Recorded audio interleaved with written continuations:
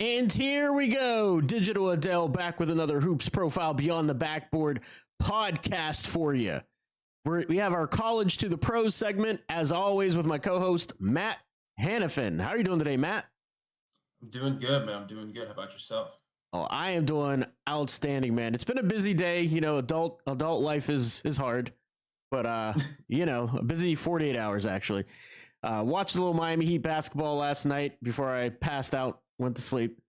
And then today I've dived into Jeremiah Fears a little bit more, as well as Tre Johnson. We're going to talk a lot about Tre Johnson on the program. We're going to talk about some second round prospects as well. The other part of this thing is we're going to talk about Fears. Is he still in his slump? Because he had a 3 or 4 game slump. And then we're going to go through a second round portion of a mock draft in detail. Talk about some of the guys we think will be there, some of the guys we think shouldn't be there. We'll run quickly through the first round just to catch the viewer up, but we're not going to spend like extensive breakdown time on it. Before we get into this thing, I'd like to, give a big shout out to our subscribers. Don't forget to like and subscribe. Charles Hunter subscribed yesterday. Really, really appreciate you. Thanks for watching. Thanks for subscribing. I mean, 80 some odd % of our viewers aren't subscribed. So it really helps us out, boost us out to the world with the algorithm. Also, John K. Hey, he also subscribed a few days ago. I didn't get to this one. Bill Pacerini, he also subscribed. Again, big thanks to you. But before we get into all this stuff, Matt, where can they find you, follow you, and get more of your work?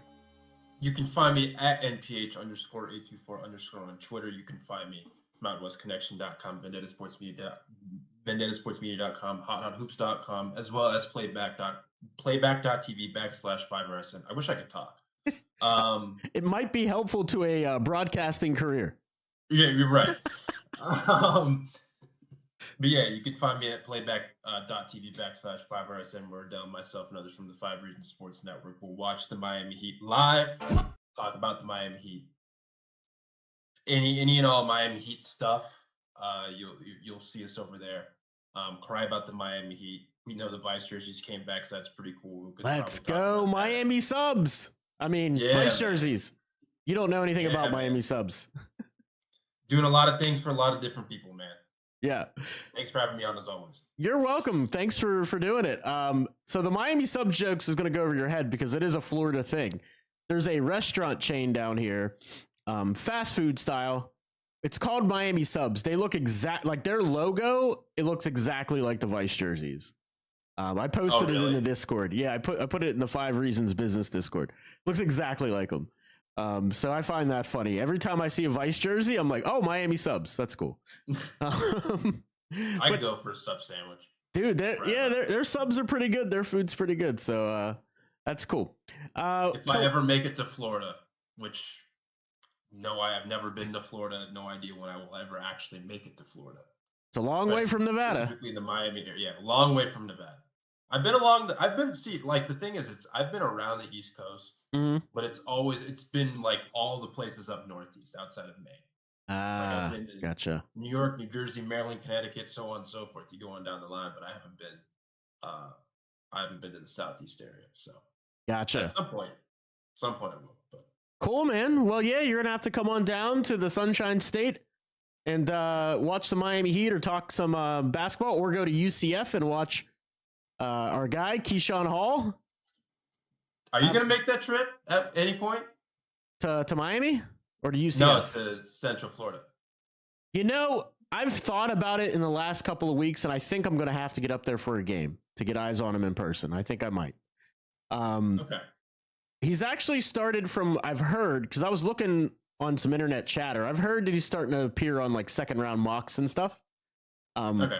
Which I think once the season progresses, he should be higher than second round, but we'll see, because he hasn't been on any mock drafts.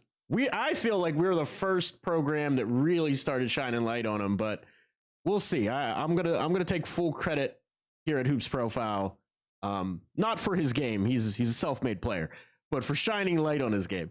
Adele introduced basketball to him at a young age. At a young age, that's right. Me and Keyshawn Hall, that's right. I'm being facetious, Keyshawn, if you're watching, because I know you've commented on our videos already, and we've, you've liked one of them, and we talked about it. You and Steve Fine, who's always in our chat, which I really appreciate. Let's see here. Where was I going with all this? Yes, Tre Johnson for the University of Texas, the Longhorns. Tre Johnson has averaged 19 to 20 points a game since the season began as a freshman.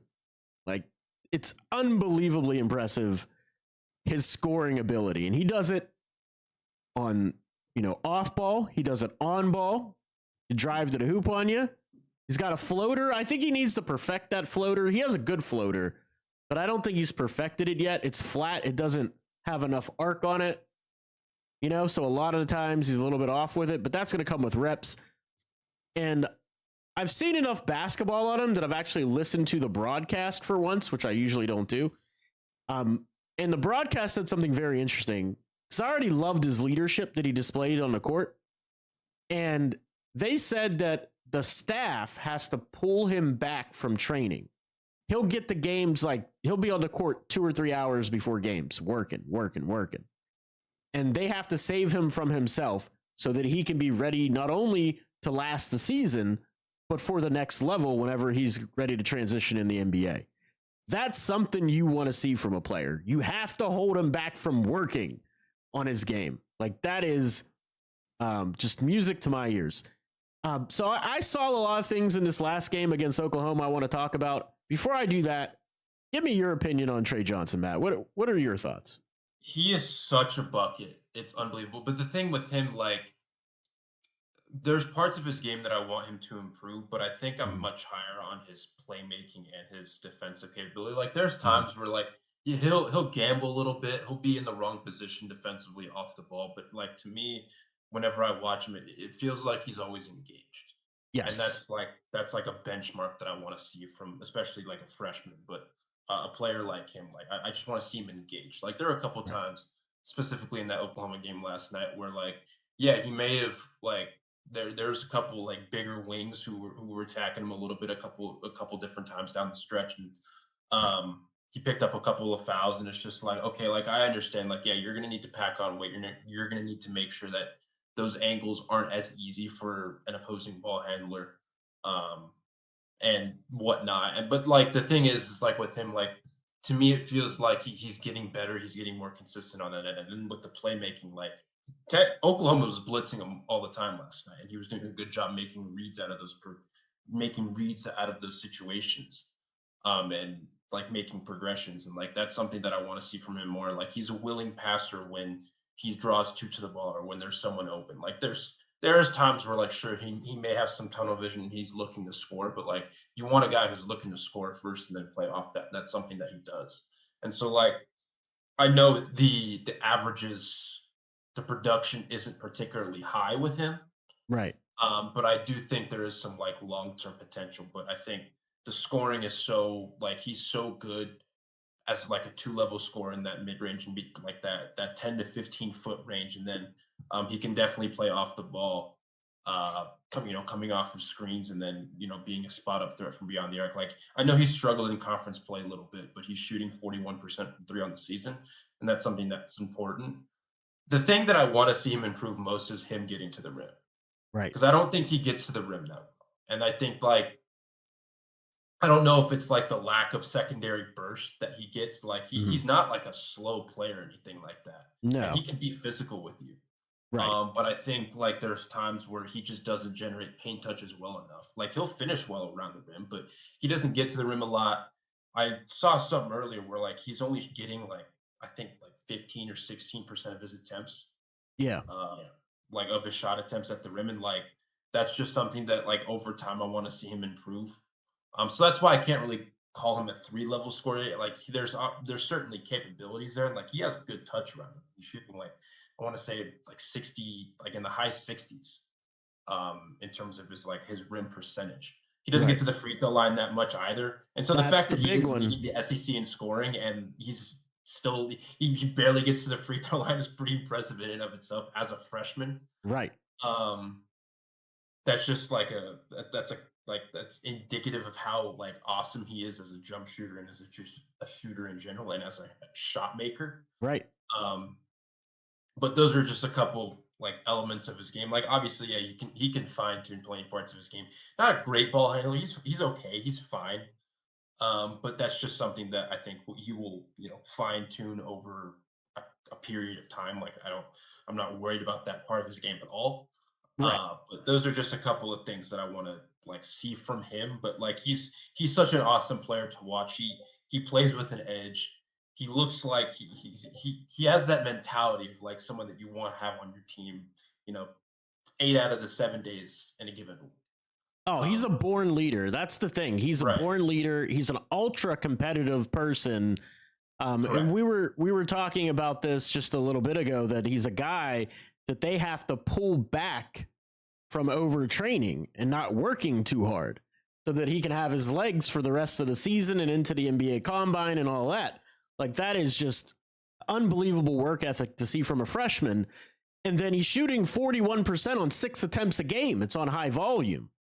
And one of the things I'd like to see them do more at Texas is to run more sets for him. They don't run a ton of action. A few pin downs here, flare screens there. It's really a lot of one-on-one from all the other guys. And in that game against Oklahoma, he got thrown a lot of grenade balls that he had to try to make something out of nothing late in the shot clock. There were free times, yeah. Yeah. So for him not to get to the free throw line, he only gets there about 2.7 times per game, and he shoots 85% when he does get there. That's growth, man. I mean, for a young player, he's going to be able to learn that. Getting to the free throw line is a skill. The other thing is, too, his effective field goal percentage is 55.9%. He's not a slouch when he gets to the rim. He just doesn't do it that often. That's the thing that I believe we were trying to get at. Yeah, is that he just doesn't do it often enough. Yeah. So he can definitely do that. He made a ridiculous like up and under shot in that Oklahoma game. It was filthy. I think you posted it in the Discord as well. It was just an absolutely filthy up and under with English off the backboard. The whole team was fired up. He was fired up. It was just outstanding. Hey, Ryan, thanks for stopping by, man. I appreciate you. Be like Ryan, say hi in the chat when you're here. Drop us your questions. We will not bite, I promise. Matt might. I don't know what they do in Nevada. I'm just kidding. But yeah, so let's continue to talk about this game. So you brought up a point about his facilitation ability, right? Tre Johnson does a great job of accepting double teams without panicking, using his 6'6" frame and passing over the top. And he gets a lot of hockey assists. Now, they were blitzing him right off the bat in that game. And we lost Matt, guys. Let me get Matt back. Yeah, I'm back. He's back. But yeah, they were blitzing him a lot, man. And he got a ton of hockey assists. I think that's a stat we need to start tracking. The hockey assist. You accept a double, you get the ball moving, swing, shot. You get a hockey assist. With lead. Oh, Knippel's amazing at that. Hey, how's it going, Steve? I appreciate you. Thanks for stopping by, man. Thanks for saying hello in the chat again. Be like these guys. Talk amongst yourselves as well about these topics. I'm going to start listing the topics every stream, just like we did today. And also getting to the free throw line stuff. The one thing I noticed about Tre Johnson is if he doesn't have a clear look, he doesn't force it. He doesn't initiate contact and try to like barrel people over. Did I lose you again, Matt? I did. Pardon our dust. We're having a little technical difficulties with the Matt Hanifan cam. That's what I call it. We're going to call it the Matt Hanifan cam. But yeah, Tre Johnson, he's been terrific to, average 19 points a game as consistently as he does, even with his struggles in SEC play. But he'll also rebound for you. He doesn't do it at a high clip, but 3 rebounds per game, 2 assists per game. The kid is just dynamic, and he's everything you want in a basketball player. He's moved up my big board, man. He's really moved up my board. So we're going to try to get Matt back here.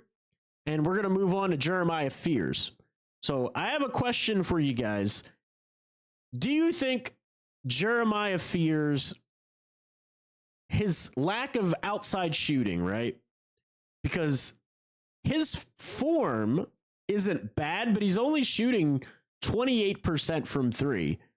Do you think Fears' lack of physicality, a lack of ability to shoot three ball, is going to make him fall down draft boards out of the first round? Is it possible? That's a question I have for you. I'm going to put it on the poll. I'm going to put it a poll question in the chat for you. So Will Fears lack of three-point shooting and physicality. We'll put strength. Make him fall out of the first round. Yes or no? All right, let's try to get the Matty cam back here. There he is. I don't know what it is with the connection. I don't know if I have no clue, man. No clue. But I'm glad you're back. So we're on to Jeremiah Fears. And okay, what did I miss?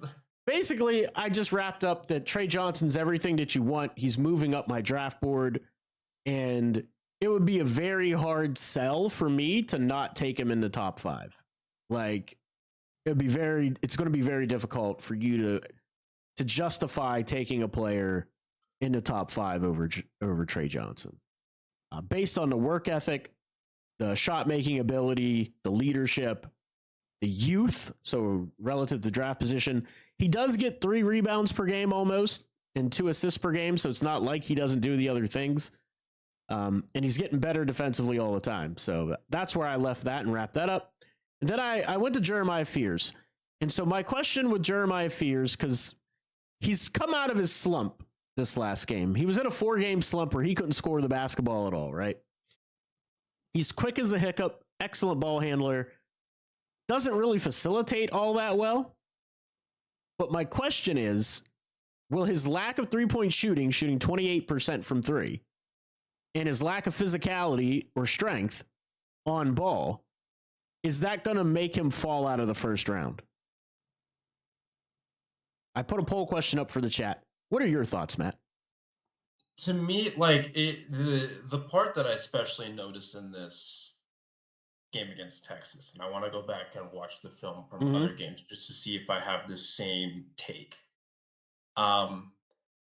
He's not good at all off the ball, right? Offensively, right? Because there were way too many instances in this Texas game specifically where like he's either floating around from deep, he's like running into his teammates who have the ball. Yeah. And so that's where it's just like I want to see more from him in that area. Like there's not much from him off the ball, and I feel like if you like he's someone who I think could benefit like moving off the ball. Right. And to me, like, it's not even he feels like he's hesitant with his 3-point shot too. Like it's not even like he doesn't trust it. Thing. Well, but that's because he doesn't trust it at all. Yeah. Right. It's like a confidence thing. So like he was like I think much better in this game against Oklahoma. Or against Texas rather. Right. Not his own teammates. But like to me also his finishing, like sometimes he tries to make it too difficult for himself. Right. Which I don't think he needs to, because again, like I think that also plays in part with like the physicality thing. Like whether he's overwhelmed by physicality, whether he's shying away from physicality, like yeah, like I think it's like a combination of both. Like he's very good ball hand. Like he definitely showed that he has an array. He can go to both hands a little bit. Like he has a legitimate skill set in that department, but right. It's just like, can he put it together? Can he get stronger? Can he change speeds? Because he doesn't change speeds very well. He doesn't. Well, the thing with him is like, to me, what I noticed again in that game is he doesn't commit to he doesn't use his quickness to his advantage in the half court sometimes. Terry? It almost feels like he is quick as a hiccup, but he doesn't use that to his advantage. Like I agree. he'll sometimes try to be too slow all the time. And it's just Right. like you can get downhill, like you're that quick, get downhill, and then Right. see if you can change speeds in that area, whether you can like draw a foul or Yep. make a live ball read or whatever the case is. Like to me, he's almost too methodical. Yeah. And so like that's something that I also and I think he's still trying to figure all that out, especially against this kind of competition. And I'm interested to see if he's able to improve in those areas by the season's end. Because again, there's still so much time to be had in conference play because they've only played 4 conference games. Like there's a lot of time that he can figure this stuff out and adjust on the fly. But it's definitely a work in progress with him in multiple areas. He's shown Yeah. some flashes for sure. Like I'm not worried about him not being a good guard at the NBA level, but like, Right. I honestly think he can be a starter level guard. It's just like, all right, how are you going to fine tune these parts of your game? For sure. And I want to see him in like there were certain flashes. Like there was a possession in the second half against Tremont Mark, who's like a skilled scoring guard, and he was like really good on ball defensively. And like he was like he made him pick up his dribble, made him get out of a pat, like made him pass the ball Right. after like a solid 7-8 seconds of like good on ball engaged defense. But it's just not super consistent. Very true. And so I just want to see like how he continues to progress in those areas. He has the athletic tools, he has the physical tools. In addition, outside of like him being like an incredibly strong player, Right. it's just how are you going to put it all together consistently against this kind of competition? But he doesn't because that's play something that people are going to strong. focus on. But he doesn't play strong, and that's one of the issues that I have is that whenever he gets to the rim during that 3 and 4 game stretch, not just the outside shooting, but he wasn't able to finish, and he was turning the ball over in traffic. Like it was kind of a mess. Now, this last game against Texas, I liked what I saw from him finishing at the cup. Like he's incredibly young, like all these freshmen. So he's going to get better. He's going to figure some of these things out. And what I noticed in this most recent game, he's getting craftier with his finishes. Like he was finger rolling over people. He did the close shoulder finish with his left hand on the right side. Like he's just learning these little tricks and nuances to compensate for his lack of height and explosiveness in terms of jumping ability, and the lack of physicality. Now, the next step in that evolution is, like you said, getting more confident and being so like when you're evaluating guards, especially point guards, it's can you get to where you want to go easily enough so you're not worried about your primary defender and you can get your eyes on the help. Once you're able to do that, the game is so much easier because you're confident in yourself to get downhill past your man. Your primary read now is what's happening on the backside of the defense. Right. And so once he gets to that level, that's where things are going to really open up for Fears. My question is, can he figure that out by the end of the season? Big shout out to our guy, Eternal from the 5 Reasons Sports Network, coming in with the eye emojis, just like me whenever I dish no look, make the eye emojis, Eternal, thundering in. I appreciate you, man. Thanks for stopping by. I can't wait for the Miami Heat to get the Jimmy Butler saga over so we can get some draft capital, and then the 5 Reasons Sports Network will turn into Draft Central, which is our domain. Are we sure we're getting draft capital? No. No, we are not. We are not assured of anything around here where this could play out all season. It's a fluid situation, as they say. But yeah, man, that's what I saw out of Jeremiah Fears. He's coming out of the slump a little bit, getting craftier around the basket. Kevin Love said it's happening. What breaking news from Eternal. Did he post and Kevin Love? Hey, Eternal, can you post the link to the tweet? He said it ain't. Huh? What? I don't know what you mean now, Eternal. Now I'm confused. I'm so confused now. Maybe you could hop on onto the website and talk to us about it. I'll send you a link. I don't even know how that would work visually. I don't have 3 spots on our screen. Maybe it'll split your screen in half, Matt. Yeah. Oh, man. But anyway, let's get to the second round mock draft.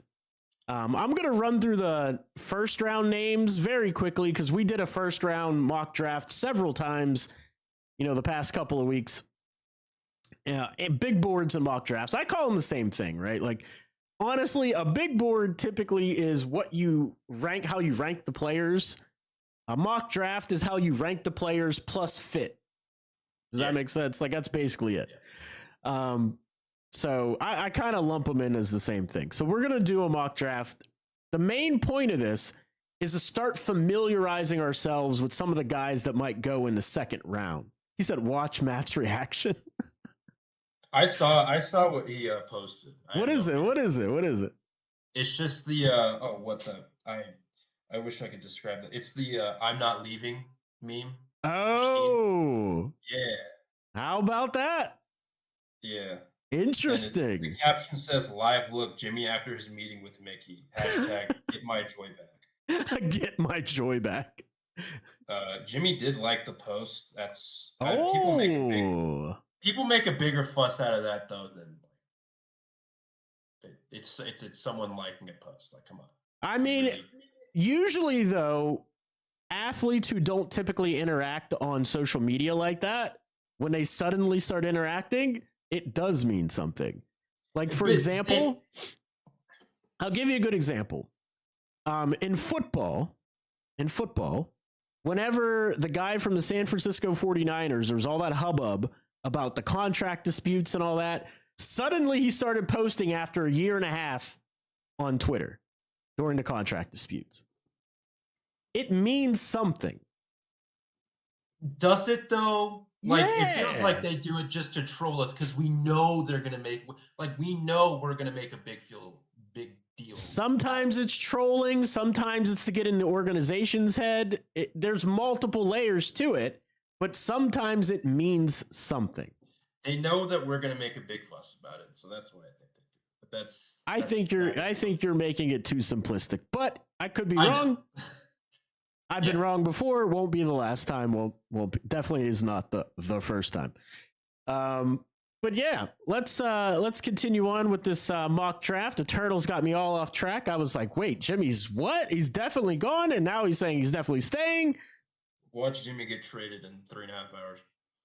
How's he going to get his joy back, people? That's what I want to know, because they're not going to pay him. Not until after the season. Like, that was the whole thing that started all this. Unless, Jimmy's found some secret leverage we don't know about. Jimmy saw Tre Johnson. Yeah, that was it. Yeah, let's pull up this mock draft here. It is from Bleacher Report. I'm going to copy and paste this right. We're doing the Bleacher Report one. I thought that's what we were doing, right? Yeah. No, yeah. I wanted to make sure. Yeah. I have multiple of them loaded up on my other screen. I got you, man. Dude, you were on it. I like it. So yeah, I posted it in the Hoops Profile YouTube channel chat for this live stream. If you want to follow along with us, I'm going to put it on the screen in the background for you. Let me do that now. Con Knipple going one. Give me a second. I got to pop out the chat because when I do this, I want to be able to still see the chat. So I'm going to cover my face because I know what I'm doing. This way I can see Matt's reactions and the fans' questions or responses all at the same time. The magic of the internet. All right, so boom, Bleacher Report. There it is. Go like that. Hit a little F11 to go full screen. Scroll all the way up to the top. Keep going, keep going. There it is. And we'll start off with one. Somebody that would just electrify Miami. Display. Boom, I don't know what boom. I would do if Miami Heat got Cooper Flag. Cooper Flag, of course, is number one. We're not going to go in depth. We've talked about Cooper Flag way too much already on this channel. Everybody knows he's the real deal. If you don't, you have untrained eyes. Just kidding. Let's keep going on. We got number 2, the Pelicans get Dylan Harper. That would work out well for them. The Raptors get 5'9", according to Matt Hanifan, Ace Bailey. He keeps shrinking by the minute. Absolute bucket, by the way. The Hornets at number 4 take VJ Edgecombe. I have a quick question. Yes, sir. Do you think that is it a crazy take to say the draft starts at 3 this year, or even 4? If Edgecombe went at 4, I would be very surprised. But well, yeah, no, I'm saying like the draft start, like we know who the first 2 guys are, because I think the draft starts at 4. Shoot into that 2 spot. Yeah, I think so. I think the draft starts at 4. You're right about that. Or like to me, in my brain, it might actually be like it might start at 4, but with Cass going at 3. But I know that's not the consensus. I mean, if it was up to me, the draft would start at like 6, because I would be going. Because I already know Cass would be 4, and I know that Tre Johnson would be 5. So like, anyway. Speaking of number 5, the Utah Jazz select Kasparas Yakachonis. Disgusting backcourt with him and Keontae George, by the way. Disgusting. I just would not draft VJ over Casp. There's no shot I would do that. Yeah, there's not even a chance. He does so much. I mean, he does like everything for your team. Someone's going to do it. His athletic profile, I mean, they might point to his athletic profile, like he can't jump. Correct. Right. Oh, yeah. He can't jump. All right. They have the Nets. This is as high as I've seen Fears on any mock draft anywhere. 6 overall to Brooklyn Nets, Jeremiah Fears. I thought we saw him go at 5 at the fan side. Early in the season, maybe? No. There's no way. Number 5? Well, I was going to say like a couple weeks ago when we saw Jace at 14. Oh, but you know what they were doing? They were going reactionary, because didn't he have like a couple of really like high scoring games? Because he wasn't like maybe. I think that's what it was. They were being like really reactionary about it. But I don't. Yeah, that's absurd that he would go that high. Right. The Portland Trailblazers pair with Donovan Klingeth, Asa Newell. Who would want to go down there and score against those two? Holy crap! Knowing Joe Cronin, he's going to screw it up. The Oklahoma City Thunder take Kaman Malawach. Oh, get out of here. Him and Chet? Oh, my Lord. Him, Chet, and iHeart? Get out of here. Yeah. The Bulls at number 9 select Tre Johnson, continuing the rebuild process. They compared him to Allen Houston. Nasty work by the Chicago Bulls, comparing him to one of my favorite players of all time, in Allen Houston. I modeled my own jump shot after him. But interesting. I know. Well, go watch some Allen Houston highlights.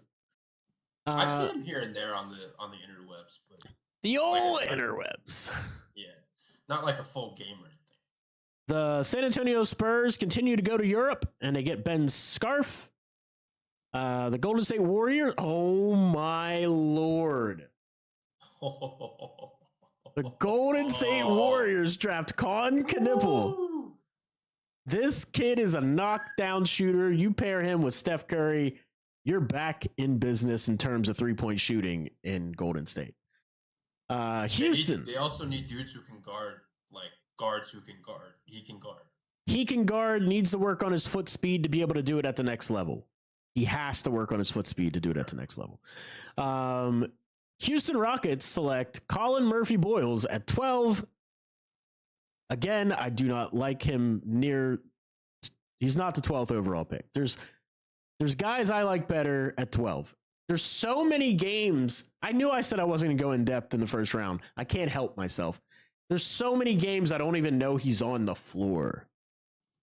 When he plays good competition, I rarely know he's even on the floor. San Antonio Spurs keep the European theme going and get another European point guard in Nolan Traore. Traore and Steph Castle, very interesting.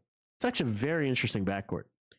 Liam McNeely at 14 goes to the Atlanta Hawks. You know my thoughts on him.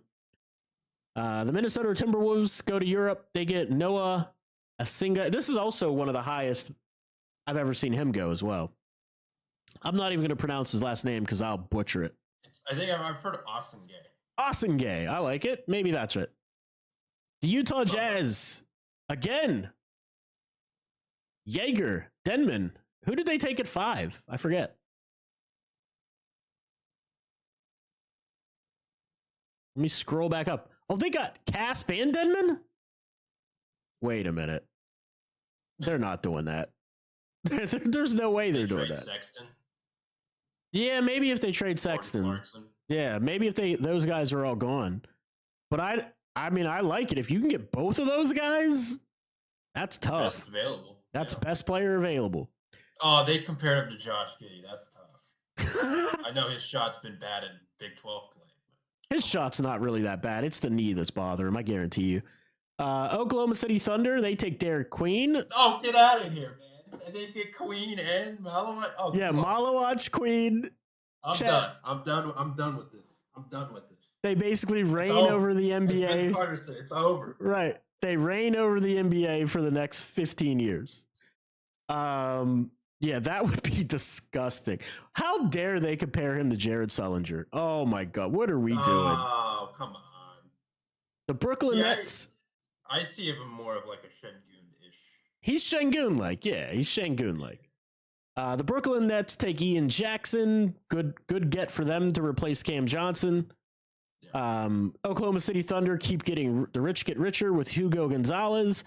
Honestly, I've tried to watch 3 different games of his, and he plays like 5 minutes a game. I never can get an assessment on him because he plays like 5 minutes. No idea what's going on. Look at it, his breakout 14-point game. All right, buddy. Indiana Pacers. Phylon would fit great actually in Indiana. That's a great fit. They compared him to Kobe Buffkin. Ugh! I was really low on Buffkin. You were? Okay. I wasn't like super high on him, but yeah, I liked him. Yeah. I was not thrilled with Kobe Buffkin. The Atlanta Hawks via the Lakers, they take Thomas Sorbert. That's our guy. I like that for them. The Magic get your guy, Nick Clifford, all the way up at 22. Versatile wing option. Yeah. Versatile wing option for Nick. The Dallas Mavericks, Boogie Fland with Luka and learning from Kyrie on his way out the door. My God. I love that for them. The Orlando Magic, I haven't watched one rep of Alex Tooley. I'm going to be completely honest. Not one. Memphis Grizzlies, Rasheer Fleming would be great in Memphis. He would be great. I want to watch more of him. I want to watch more of him. I watched him a little bit. I love what I see. He is great offensively. Defensively, he has the tools. His basketball IQ defensively, not great, bruh. Jumps at everything, fouls a lot. But I like what I see on the offensive end. I like what I see on the rebounding side of things. Very productive defensively. And he's a good passer as well. He's a good passer also. But he, like KZ Akpala, jumps at everything on the defensive end.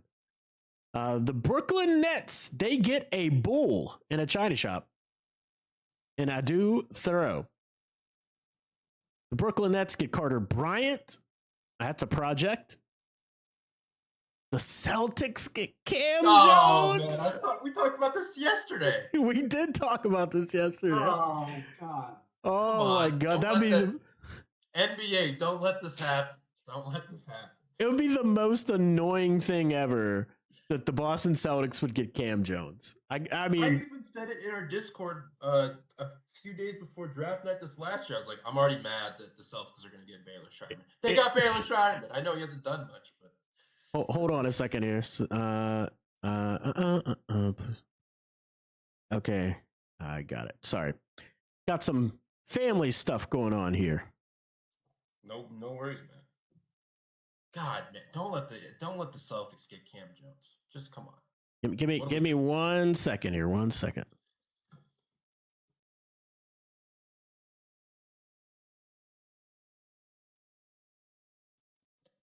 All right. Yeah, hopefully they don't get her. The Los Angeles Clippers get Noah Penda, another guy I haven't watched one rep of yet. I like to watch the European guys later in the season because one thing I've noticed about the European players, they typically get way better and get more reps the closer it gets to the draft. So just a pro tip, watch the last 5 games more than the first 5 with the European guys. Mm-hmm. The Utah Jazz. This is the guy I was talking about. Miles Bird. What did I call him earlier today? Boyles or something? Bills? You said Wilbur. Wilbur. You said Wilbur. And I was like, what are you talking about, dude?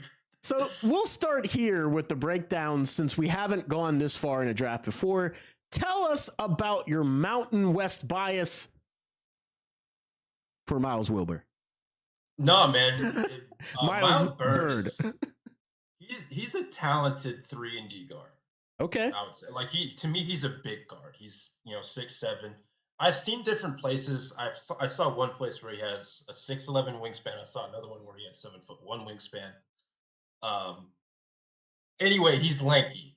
The thing with him is so he played Colorado State on Tuesday. Was very productive, 25.6 rebounds, 7 steals. The thing with him, I don't know why teams are doing this, and I tweeted this on Tuesday night when I was watching it. He's so good in the passing lanes. Yeah. Like, they just throw, it feels like to me he baits them into making passes them trying to swing it to the second or third. Like a defensive back in football. Yeah, like he'll bait them into throwing passes, and then before they even pass it, he's already jumping into the passing lane. So there might be some disciplinary stuff to where it's a smarter guard will bait him into okay, you're jumping in this passing, just backdoor cut or whatever. But he's very active defensively. The thing with San Diego State is you're not going to play under Brian Dutcher, who's I think one of the best coaches in America. You're not going to play if you don't play defense. Yeah. And this year he went into a role where he played 15 minutes a night last year, and now he's playing 28, 29 minutes. He became a full-time starter this year. He's a solid 3-point shooter. The form is a little bit weird.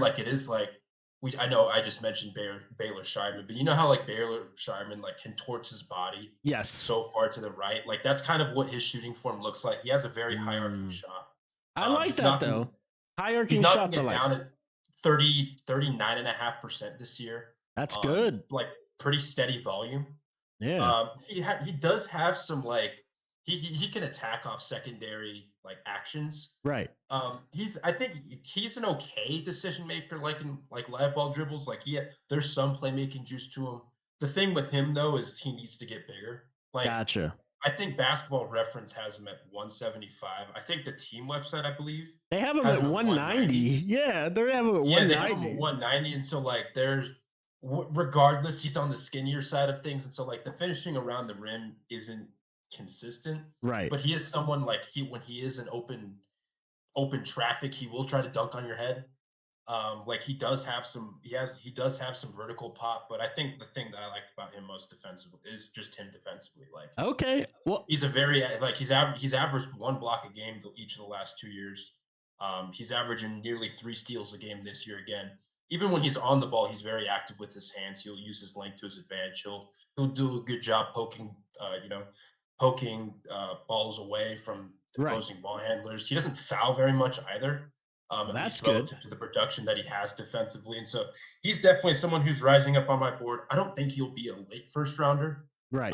And he's also someone who can definitely hurt or improve his draft stock at the combine. Like I Yeah. think he's going to be someone that plays, and so I think he's gotten better as the season's gone along, and he's gotten more productive because again, he just had the best game of his season against a Colorado State team who they're playing their best basketball of the season right now. And while they're probably not a tournament team, they were knocking on the doors just the way they started conference play. Right.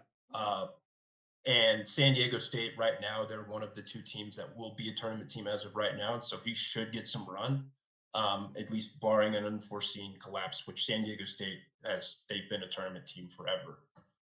Under Dutcher and under Steve Fisher. So I expect them to be a tournament team again. And they're what? I think 11-4 right now with a couple quad 1-2 wins. Like this should be a team that makes noise come March.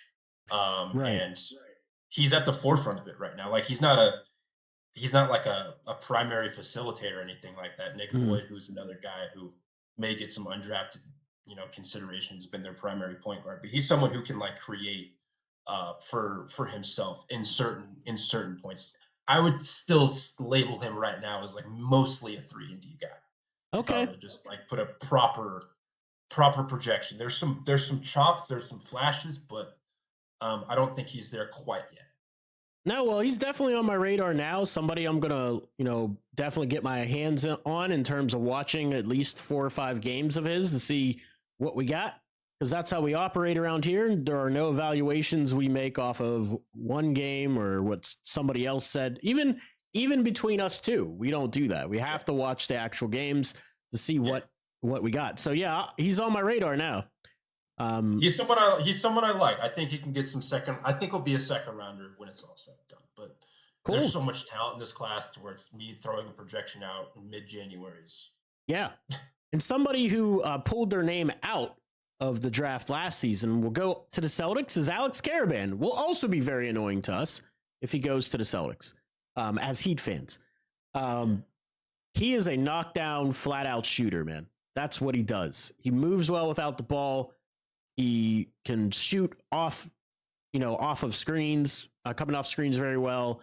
Doesn't really have an on-ball bag, so to speak, but he's a role player. And if you can get a contributing role player on a winning team at the 31st pick, you've done well because he has good size at 6'8", 225.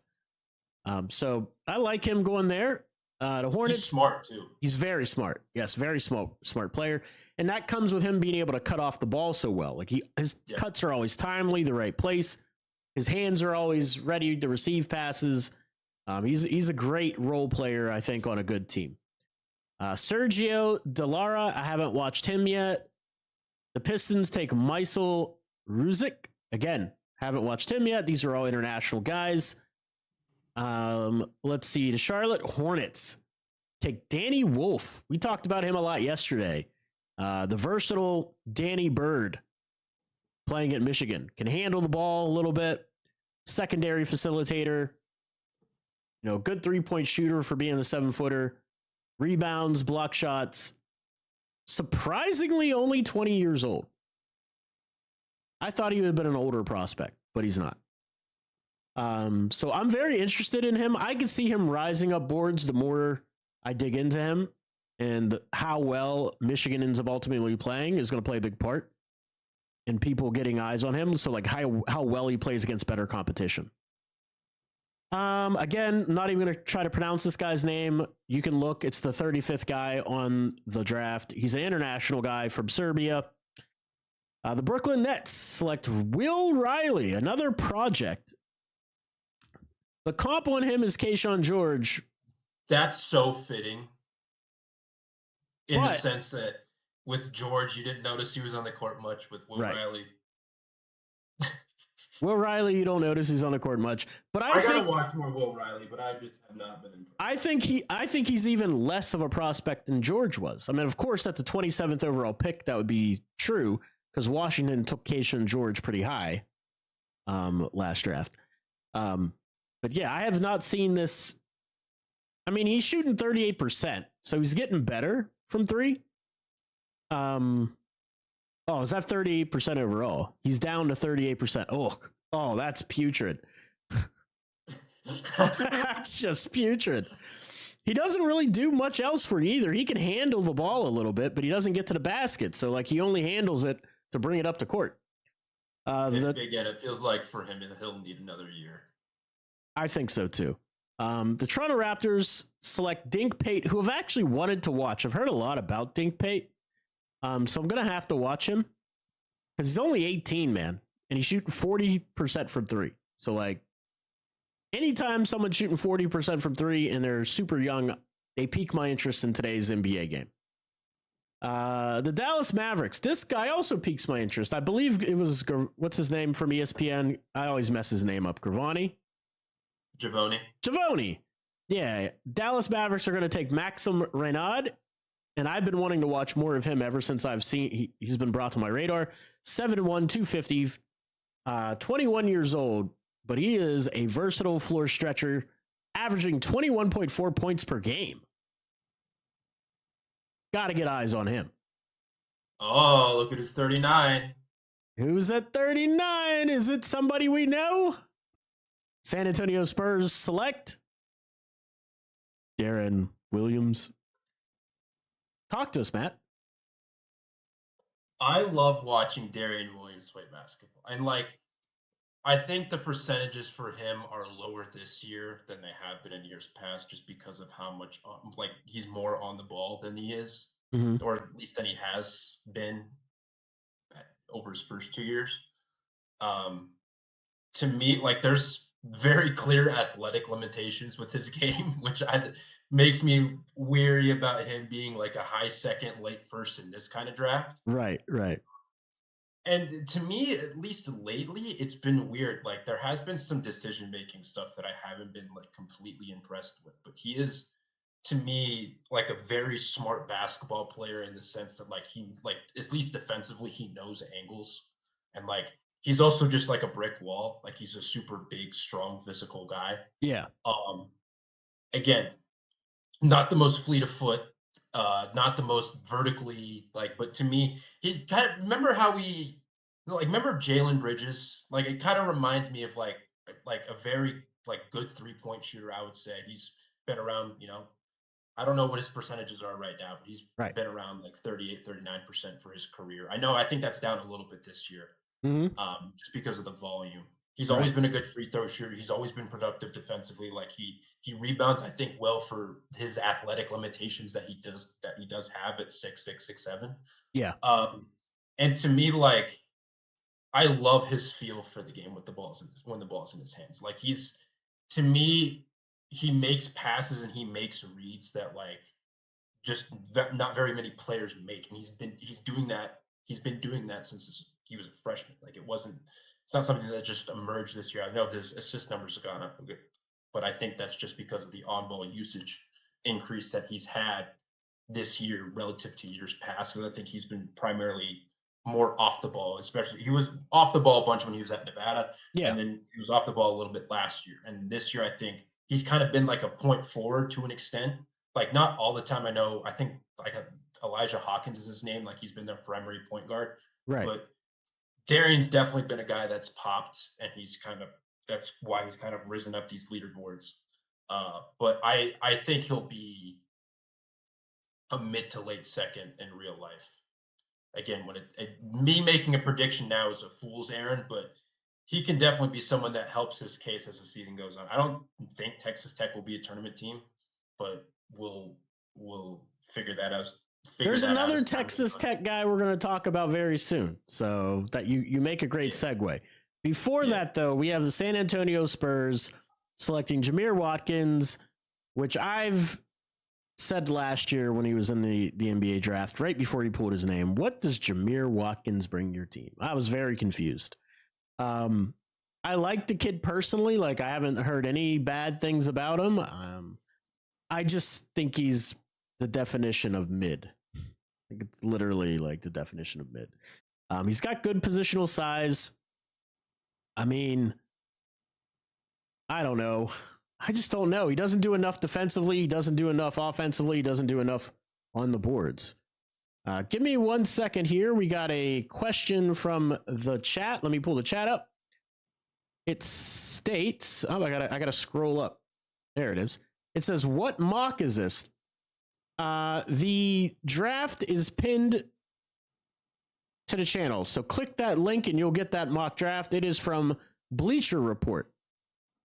It's the latest one from a couple days ago. Yeah, from a couple of days ago, but you can just click the link. It'll be nice and easy that way for you. Let's see here. The Washington Wizards select Rocco. I would draft him because his name is Rocco. It's a good name. That's the analysis. Yeah, it's a good name. I know they compared him to Donovan Klingeth. Come on. I haven't seen him play, so maybe it's right, but I highly doubt he's as talented as Donovan Klingeth and going 29th overall. Also, I can tell you he's not as talented or not comparable to Donovan Klingeth because he's only 227 pounds. At 7'2". Right, at 7'2". There's a lot of international guys in this. A ton of international love in this mock draft. But that's going to happen. That happens every year, man. That's why I scout the international guys pretty heavily.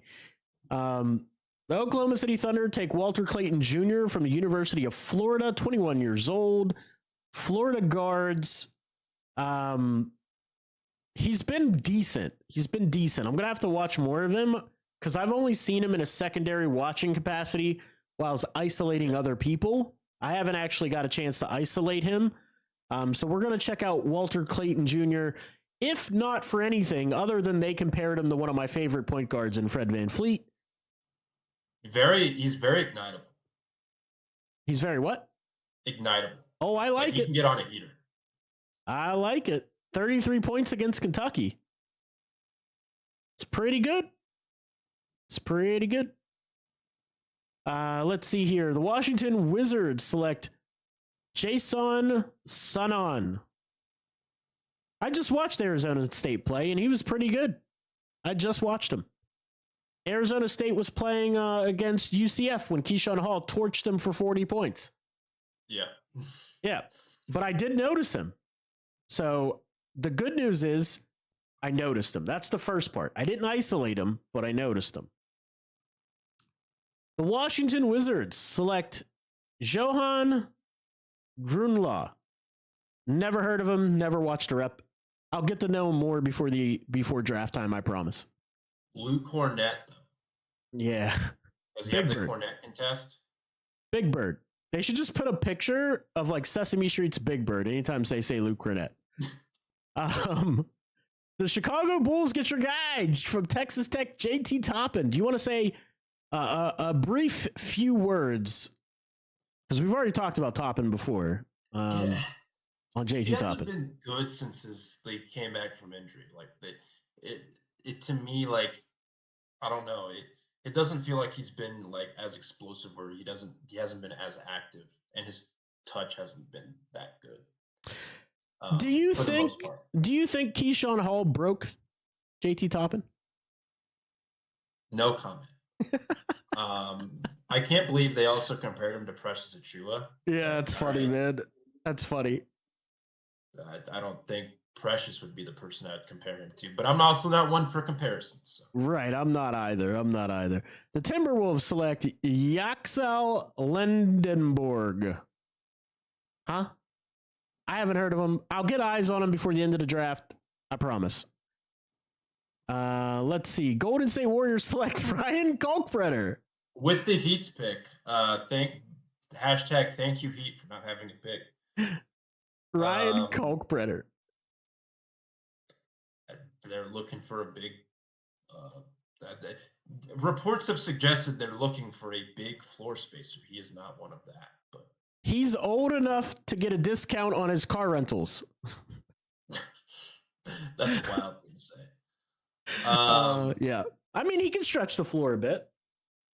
He hardly attempts threes, though, doesn't he? No, I mean, but remember, he's been in college for like 75 years. This season, he's attempting more threes than he ever has. And it's not a ton, but it's more than he ever has. Hold on, I'm gonna look this up. And he's a good shot blocker. I guess he's shooting 1.5 threes a game. Yeah, it's more than he ever has. The thing with him is he's very good at the Gortat screen. Yes, where he does a good job like stealing off defenders, and he's a good he is a very good screener. Yeah, for someone of his size. So I do appreciate that about his game. Kalkbrenner should be above Wolf. Guru's son, Nope. this is the wrong channel for that one because we do not like Kalkbrenner nearly that much. I mean, I don't know as much about Wolf because I haven't isolated him. I watched him one game. I'm going to watch more of him, but dude, I would take Danny Wolf over. Dude, Kalkbrenner is old enough to be Matt Hanifan's. I don't know. He's old as Matt Hanifan almost. Probably. Let's see. It says he's 22 on here. Maybe not. There's no way he's 22. He's been in college for like 7 seasons. He's so old, dude. Yeah. Let's see. Janai Broom. That's your other guy. Everybody's been hyping up. Player of the year before he got injured, allegedly. Another guy. In this draft, with all the young talent, he's an old guy. I don't know how his game's going to translate at the next level. I really don't. I'm still trying to figure that out to an extent. Yeah, I mean, because he really demands usage, and he's not going to get to the NBA and get usage, right? In that manner, and he's not going to be able to take people from the 3-point line and post them up from the 3-point line, like just get to the basket at will like that. He's not going to be able to do that in the NBA. Let's see, Chaz Lanier. I like him actually. Me too. I like him, man. Did you see the comment where Rick Barnes, like, it's a wild thing for a coach to say this in 2025, but I understand it. Mm-hmm. It was after one of the recent games where, like, yeah, we're not paying him to shoot. And it's just like, your head coach in college just said that to you? Like, right. It's like, again, I know NIL and all that, but like, it's just a wild thing to say. At least I hope that was not a fake quote, but here's a wild thing that I saw. It is wild, but here's what I like about Lanier, and he's always been a good 3-point shooter. To shoot 44% almost for your career, he's 23 years old. He should be a little bit mature. You're getting him in the second round, so you're not going to have to commit a lot of money to him. If you're able to get him and you're able to add him to a LeBron and AD team who desperately needs 3-point shooting around them, especially as LeBron ages, that's a win. To pair him with like Dalton Connect, you see the vision now, right? Like you have LeBron, you got AD, you got Dalton Connect, you've got Lanier to come in and help. So they need to start at, and he's 6'4", and he's got long arms. Look at that release point, dude. This is what I talk about when I teach jump shooting, like a high release point. Like that is beautiful, beautiful form, man. Anyway, I digress. The Indiana Pacers take the young Stojakovic. I haven't got a chance to watch him much, but I loved what I saw when I did watch him. I'm very interested to see what his measurables are going to come out to be because he doesn't look 6'7". You're saying he's Ace Bailey? I'm saying that he's probably more, it's like 6'5", 6'4", but we'll see. So taller than Ace Bailey. That's right. 6'10" Ace Bailey. That's right. We have the Los Angeles Lakers adding more 3-point shooting and point guard Xavier Lee. The only thing that concerns me about Xavier Lee is his lack of physicality. He is skinny. I mean, he is skinny. But I loved his game, man. I loved it last year. I watched him play, broke him down, did a breakdown on him last year, and he's even better this year. He's only 20 years old, but he can shoot the rock from anywhere on the floor. The 38% 3-point shooting is deceiving. And the reason it is deceiving is they run that Princeton offense, and a lot of times he gets his threes when they're like, okay, man, we're losing. Bring us back and win this game. And then he goes ISO ball for like the last 5 minutes of the game. So like he has to do it all himself. So I think it's very deceiving. I think he's a better 3-point shooter than that, and he's got unlimited range. I like the assist capability. He's better facilitator this season. That is definitely something that I've noticed in watching him play this season. The Orlando Magic, Tyrese Proctor. Better than last year. I do like Proctor. It's like a second round guy. Yeah, better than last year. His 3-point shooting is going to be his big thing at the next level. I mean, he's not really an on-ball shot creator for anybody else. I mean, he's a spot-up shooter, really. He's got that good basketball IQ, tries hard on defense. Lee is skinny and a bad athlete. He's unique ISO player, though, and he's very crafty. I completely agree with that assessment, Guru-san. Completely agree with that assessment on Xavier and Lee. What else did he say? He said, whoops. I don't understand why my pop-out chat only, I have to full screen it to see everything. He's a very crafty dribbler and shot creator. Yeah, completely agree. The Dallas Mavericks select Mark Sears. I love that for Dallas. To get what they got in the first round and come back and pick Sears. Leader, tough as nails. I know Isaiah Kanan. Okay. Good 3-point shooter, plays hard, dynamic off the bounce. It'll just be very interesting to see what he's going to be able to do in the league at that size, because he is tiny, dude, for the league. He goes at 100 miles an hour, too. Oh, yeah. All the time. All the time. Until the game starts, and then the game ends 100 miles an hour. Which, to a certain extent, I respect. Yeah. Yeah, him being 6'1", it feels like the 190 feels deceived. He feels like he's much stronger than he's that. Built like a Mack truck, dude. Low to the ground, quick, shifty, but he will lower the boom on you with the shoulder. Yeah. The Charlotte Hornets get Muhammad Faye. I don't know how to pronounce his name. Again, have not watched 1 minute of his tape. Hunter Silas, we all know my feelings from last year on Hunter Silas, which is not good. Not really a fan of one Hunter Silas. The Memphis Grizzlies, I'm going to watch them again. I'm going to give them a second chance. I'm going to break them down again this year, but last year, based on last year, wasn't sold. Tucker DeVry, is that how you pronounce his name? DeVry. Yeah. Better than I've watched him a couple of times over, because he transferred over from Drake. Yeah. Talk to me about DeVry. This was like a long time ago because they played Nevada. I think it was either last year or 2 years ago, and he whooped their what. Literally, they say no burst. I mean, that's tough. Yeah, he doesn't have burst, but he's got range. Like from what I can recollect from him, I haven't watched him this year much. Yeah, but knockdown shooter. Knockdown shooter. Okay, cool. Knockdown shooter. And he can create a little bit. But right. Give me one. He doesn't have much burst to his game. Give me 1 second, because I was wondering about that. Like, they compare him to Baylor Shireman, but Shireman had the ability, even though he wasn't super athletic, to off of secondary actions to get to the cup. There's the thing with Shireman that I don't think DeVry has, or at least not that I can remember. I can look it up now. Is the rebound. Gotcha. Ryan Nimhard. He's an okay rebounder, but he wasn't he's not Shireman. Right. Right. Yeah, Shireman was very good at rebounding. Ryan Nemhart. They compare him to his brother without the height. Andrew Nemhart's brother from the Indiana Pacers. I like Ryan Nemhart. He's just small. That's it. He is small. How small is he going to be at the combine is going to determine what happens to him. I mean, 6 foot, 180. He's listed. Most schools add an inch or two.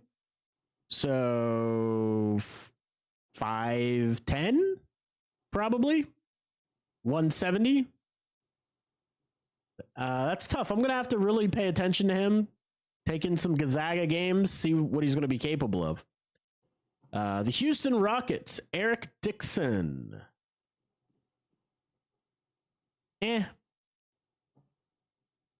I've heard good things about him. I haven't isolated him yet. Yeah, I want to watch the other guy for Villanova.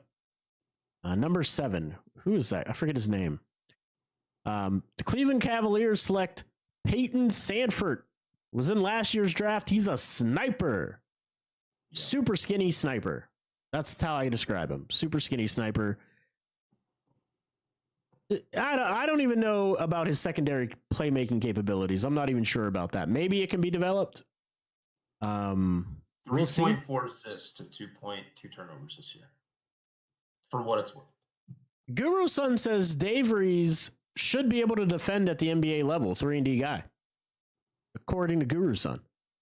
I see. I have to go watch and see what his defense is like. Yeah, I mean, I'm not going to comment without diving into him, but that's Guru Sun's comment. And that's the end of this mock draft. So those are some of the names to get familiar with in the second round. Let us know what you think in the comments down below of that mock draft by Bleacher Report and those second rounders. Do you want to know who wasn't picked? Who wasn't picked? Like just a couple names that come to mind. Yeah, throw them out there. Drake Powell.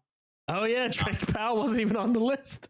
I actually I've watched Drake Powell recently. I watched like a little bit of the first half of their game yesterday against Cal. Yeah. I watched this game against NC State. He was excellent defensively. Yeah, Drake Powell's going to go in the draft. If he comes out, he's going to get drafted. Yeah, but I don't know if he will go out, and I don't know if he necessarily should, but like he's got his arms are he can stand straight up and he could touch his kneecaps. Like that's how long his arms are. He's got terrific traits and measurables, Drake Powell, for sure. For sure. And he's athletic. Yeah, he's very athletic. But yes. Still needs to work on that shot. Definitely. Just a couple other names like Jackson Robinson wasn't. I think he's been a guy that's come along a little bit from what I've seen in SEC play. He has. I know he was a very good sixth man when he was at BYU under Mark Pope. Yes. And that success hasn't quite translated, at least at the start of the season. Right. Kobe Bray was another one who I've watched a bunch. Like I watched him a bunch at Dayton. Mm-hmm. Now he's at Kentucky. I think he'll be one of the best shooters in this draft when it's all said and done. Trying to see if there's any others that like. Well, so Almanza, he wasn't on there. Another guy who we've talked about when we scouted Kasparis was their center, Ivizic. He wasn't on there. Kobe Bray for Kentucky. Stephen Fine also pointed that out. There's quite a few guys that they missed. Mbako wasn't on there, even though he's fallen way down our board. He wasn't on there at all. I didn't even. Yeah, he wasn't. Yeah, KJ Lewis was another one. KJ Lewis wasn't on it, right? Like what? This mock draft was wild, but I'm glad we picked it because it made for some entertaining content, I guess. Well, it's so many international guys. Wait, did Jace Richardson not make it too? No, Jace Richardson wasn't on there either. Wow. Interesting. Yeah. Yeah, see, there's so many international guys. Yeah, and like on this mock, for better or worse. I'm not saying that's a bad thing. I think it's just guys who I'm not particularly familiar with. Right. No, for sure. Yeah, Kobe Bray was one that I think I put in our Discord a while ago. I was like, this guy's gonna be like some team is whether I'm guessing he'll be undrafted just because of the talent in this class. If a team took him in the second, like mid to late second, right. I understand why. Right. I understand why. Like the dude can spray. Like he's gonna be a knockdown shooter for someone. Absolutely. And I do want to watch more of Kobe Bray because I know he's a knockdown shooter, but I haven't isolated the rest of his game. So I got to make a list. There's not much. I got to make a list of the second round because usually what I do each season is I make a list of the guys and I create a profile for all of them. Heights, weights, shooting percentages, rebounds. I try to wait till later in the years to where the stats really can have like some level to them. I don't like to reference stats after 5 games, for example. Like that doesn't make any sense to me. So I try to wait, but I'm going to do that. I'll probably start on that this week. Maybe we can do a whole podcast on that, like looking at the contextualization of these guys, like what the height and weight of this class looks like. We don't have wingspan data, none of that, but we'll get some contextualization. I'll start making my notes. I haven't put any handwritten notes. Everything's in my brain right now. But I do this every year, so I'm going to start on that. But it's been a pleasure, Matt. Thanks again for dropping by. Tell the people where they can find you, follow you, and get more of your work. You can find me at NPH_824_ on Twitter. You can find me at hothoops.com. You can find me at mountainwestconnection.com. You can find me at vendettasportsmedia.com, as well as you can find me on playback.tv/5RS. And where Adele, myself, and others from the Five Reasons Sports Network just talk about the Miami Heat, watch the Miami Heat, cry, laugh, express their sadness at Terry Rozier dribbles. Ugh. Anything and everything in between. Absolutely, man. And you can find me, Digital Adele, on any social media platform under that moniker, Digital Adele. You can find us here at Hoops Profile. Don't forget to like and subscribe. And these videos, I'm been super busy. I apologize, guys. I got 2 halfway done of Fears and Phylon. He wasn't. Was he on? Yeah, LeBaron was early in the draft, so they did put him on there. I think like 20 or something like that. Yeah. They at least had him on there. But we'll get those videos out. I'm going to continue to try to work on those. It's just one of those things where there's only so many hours in a day. But I appreciate you guys. Every Tuesday and Thursday, we'll be here live. Join us. Tell a friend to tell a friend so we can all talk draft together. I'll see you next time.